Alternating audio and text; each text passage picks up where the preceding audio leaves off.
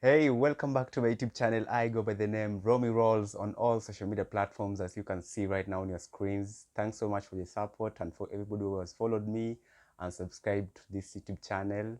Thanks so much. Kindly turn on the notification bells on so that you can always be notified whenever I upload another video, and it will be of great support. Right now, Kenya is financially in turmoil, and it's so unfortunate that we are in this situation, but this is being led by our presidency or the executive uh, part of this government, and it's so unfortunate that uh, this government is considering to bring more uh, impunitive taxation measures upon Kenyan people. And it's so unfortunate because if you look at the percentage of the working class here in Kenya, it's so low, and yet they are being overtaxed, which means that they'll suffer more and more. And it's so unfortunate because we have more unemployed population here in Kenya than the employed ones. So this means that for those who are actually driving this economy more and more, who are the employed people who are being taxed to help the government fund its projects and operations, is being overtaxed. And when this happens, it leads to financial depression upon the Kenyan people. And it's so unfortunate because actually I was watching that our MPs, which we impeached on 25th of June this year, 2024, uh, were in a retreat. You can imagine they were in a retreat with our tax money, our hard-earned tax income, and they were in a retreat. And while they were in that retreat, they had invited KEPSA. KEPSA is Kenya Private Society Association. Yeah, that is the people who are the private community, business community, which are in Kenya. That's the alliance or the association which are in. They're called KEPSA, and their chairman is uh, Mr. Jadi or somebody, Mr. Jadi. He was saying that in Uganda, the private sector over there, actually KEPSA means Kenya Private Sector Association. The Ugandan private sector actually contributes to the GDP of Uganda with the 15%. And you can imagine this is a country which has a lower GDP than us here in Kenya. Their currency is lower than us here in Kenya.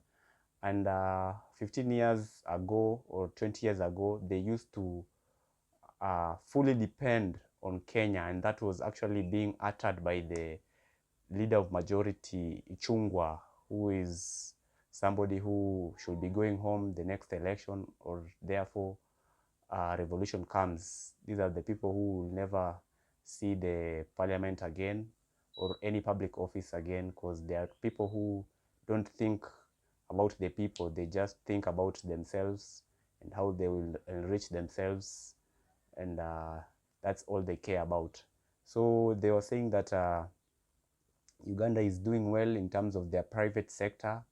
Of course, their GDP hasn't reached our level, but their private sector is contributing 15% to their GDP, which is very, very, commendable to see that their private sector at least is now rising up, starting to depend on themselves, not depending on Kenya. Because 15 years ago or 20 years ago, they were fully depending on Kenya in terms of their country is landlocked, and they can't access the produce from the oceans, so they have to use Kenya, because for us at least, we have an ocean, which means we can have shipments. Then it can help us in terms of business and all that. But for them, they have to rely on us Kenyans. So it's so unfortunate that right now they are now dependent on themselves. But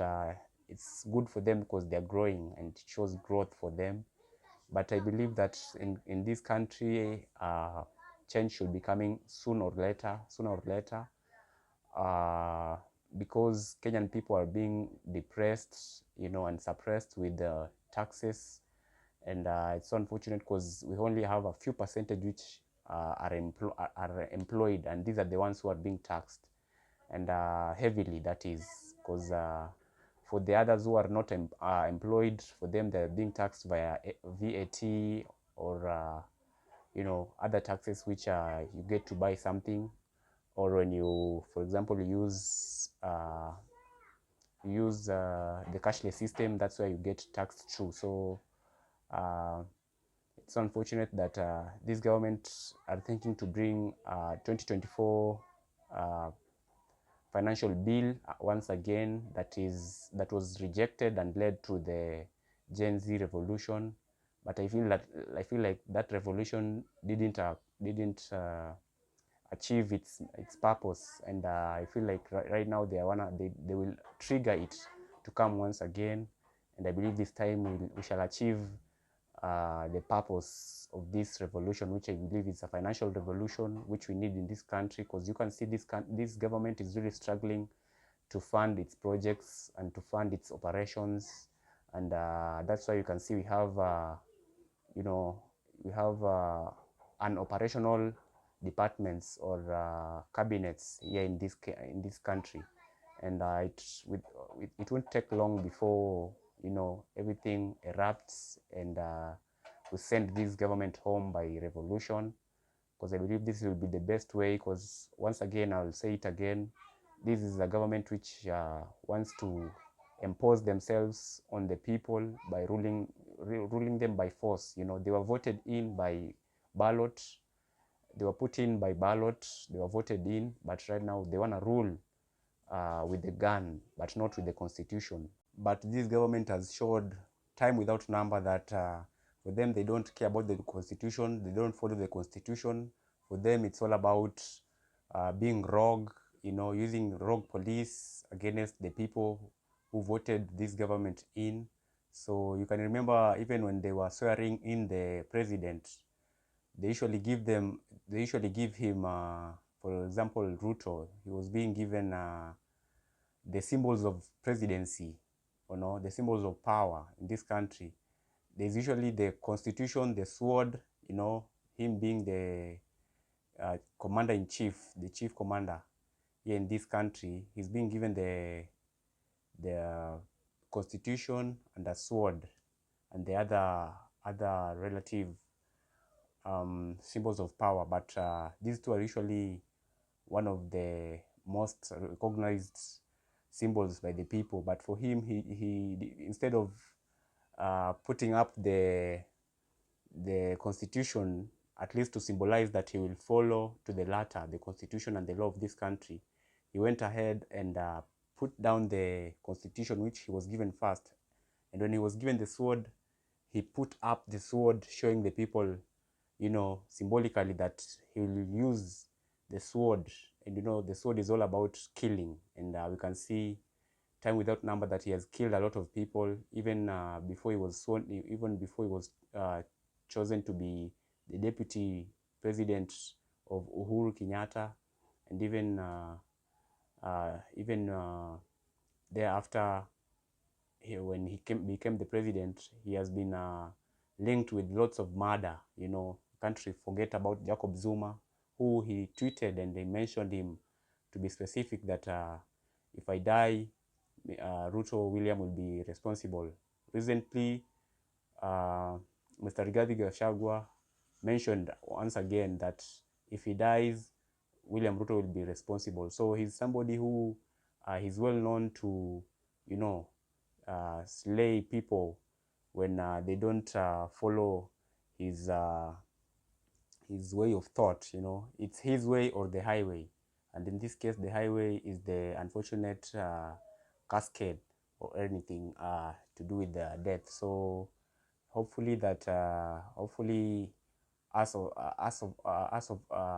for those of us who are conscious enough to at least you know go against his way of thought, we can you know wait for that time where I believe it's coming sooner or later for revolution, because I believe revolution will be the way to go, because you know, he's getting support from other corrupt people like him in terms of the Adani group or the Adani family, you know, giving him money to at least you know prepare himself to rig the next coming election. Then when he rigs, he becomes rogue and kills people for people not to, you know, for people not to go against him or not to allow him to be sworn. So let's hope that we can remove him by revolution, because I believe with ballot will be hard, but let's see how God has planned. But I believe revolution will be the best way, because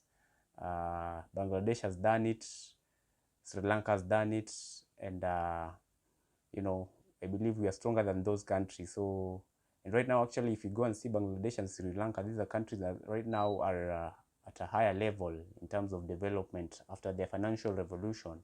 Right now, we are being depressed with this government, because for them, it's all about making sure that they control poverty in this country. So, for example, they usually say when the 60% are poor, you know, you'll control the country, because for them, they'll be asking for what to eat, and then you can control them, or you can lead them. So that's their mentality.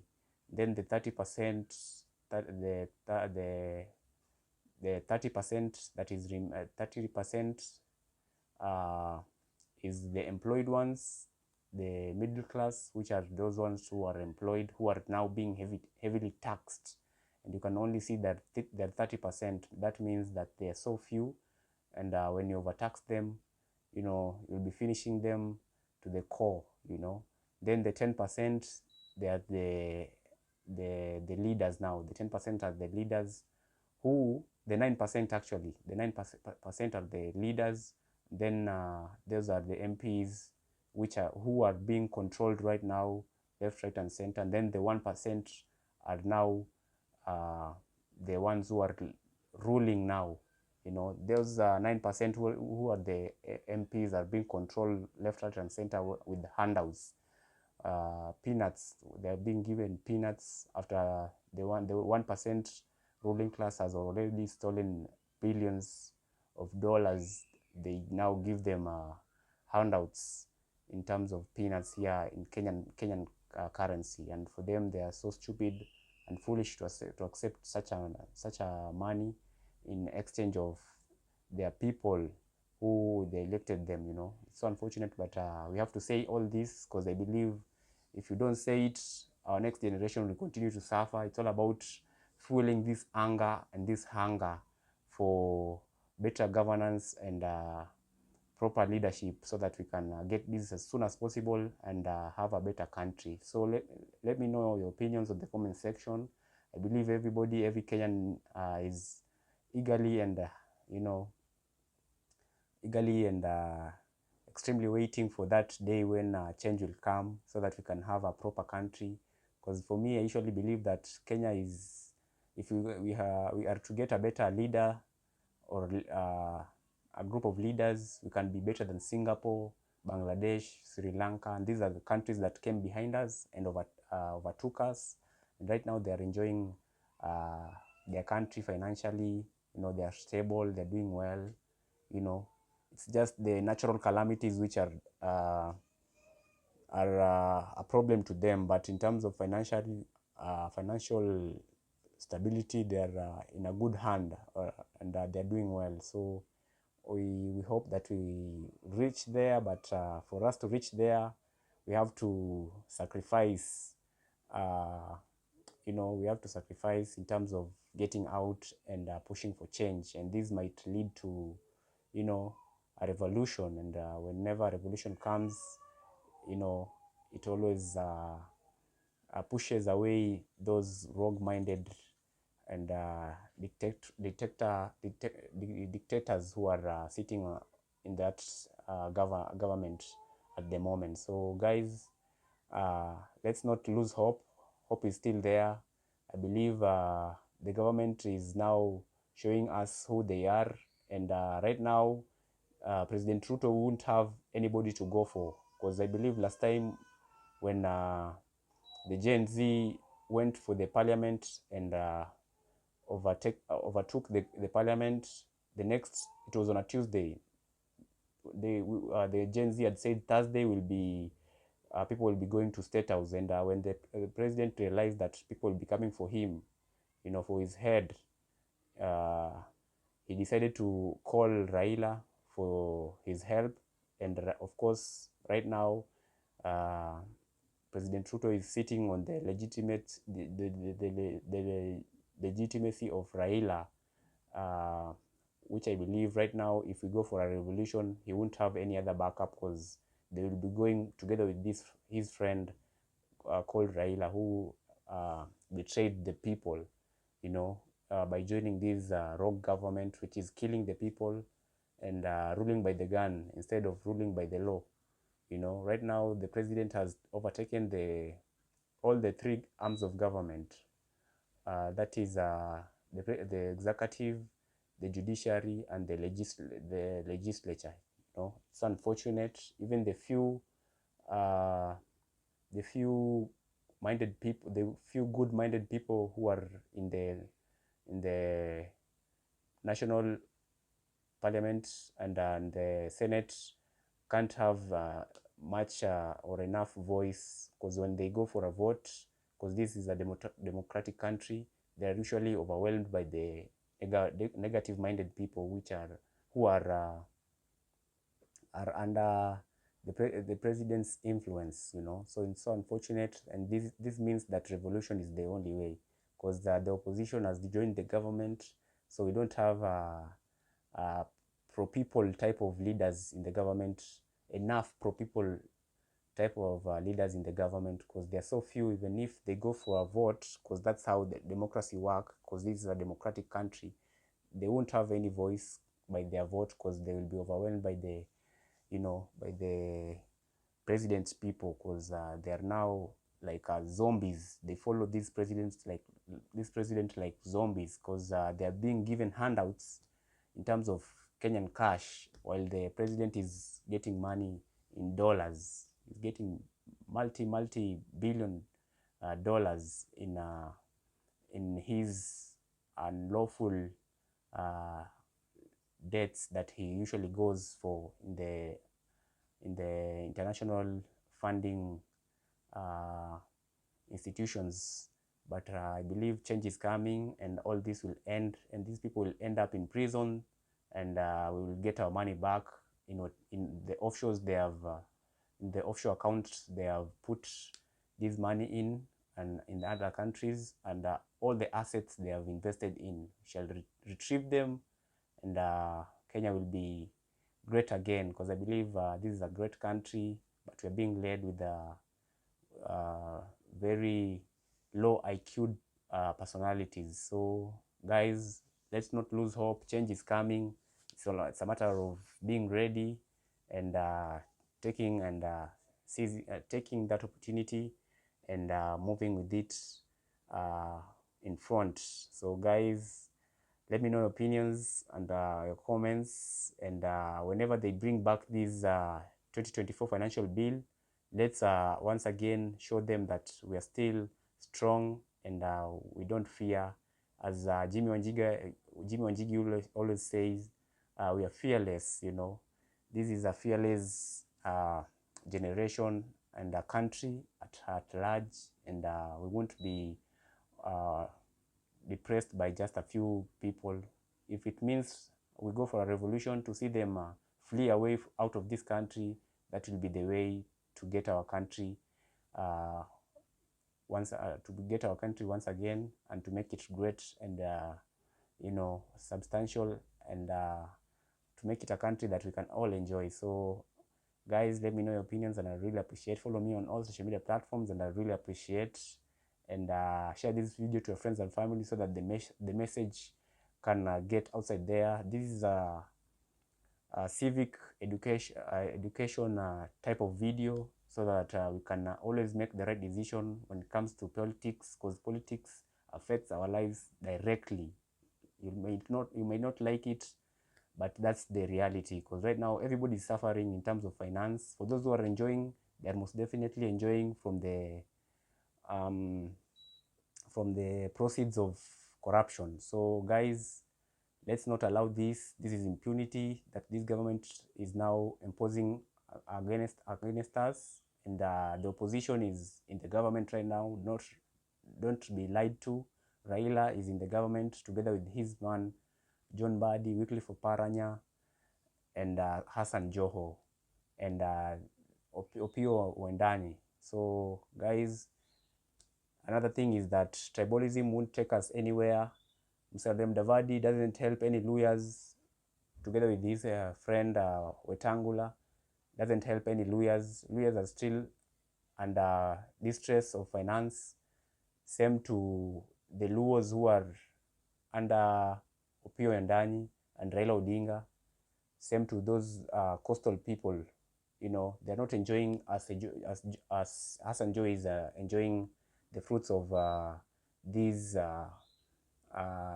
disgraceful government. So let's not be lied to that when somebody from your community is in the government, you will enjoy. You won't enjoy.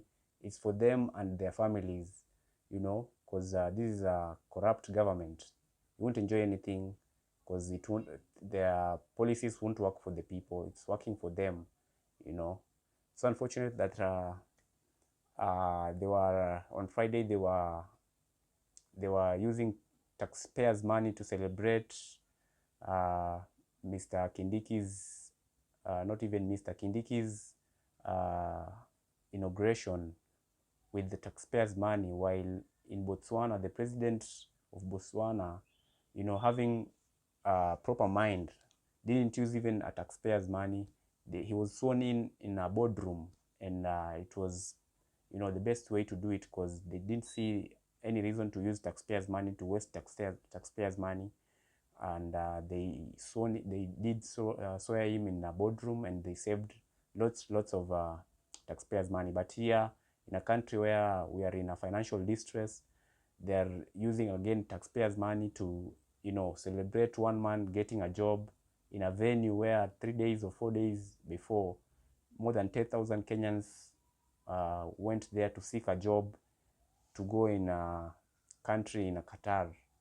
You know, this is like modern slavery, and this government is, you know, facilitating this. This is so unfortunate, but I believe change is coming. Let's not lose hope. You know, I always say, for me, my next pair of leadership in terms of president and deputy president will be Jimmy Wanjigi and Okiya Omtatah. Let me know your preferred candidates, and let's get interactive on my social media platforms and here. So guys, thanks so much for watching this video. Bye bye, and see you on to the next one. Successful people look like you. Don't lose hope. Change is coming, and stay strong. Believe in God, because I believe God has the best for this country, but it's incoming. Let's stay hopeful, and all the best as we muscle ourselves through these financial difficulties as per now. But there is hope, and a financial revolution is coming sooner or later. Stay peaceful as for now, and bye bye. Boom.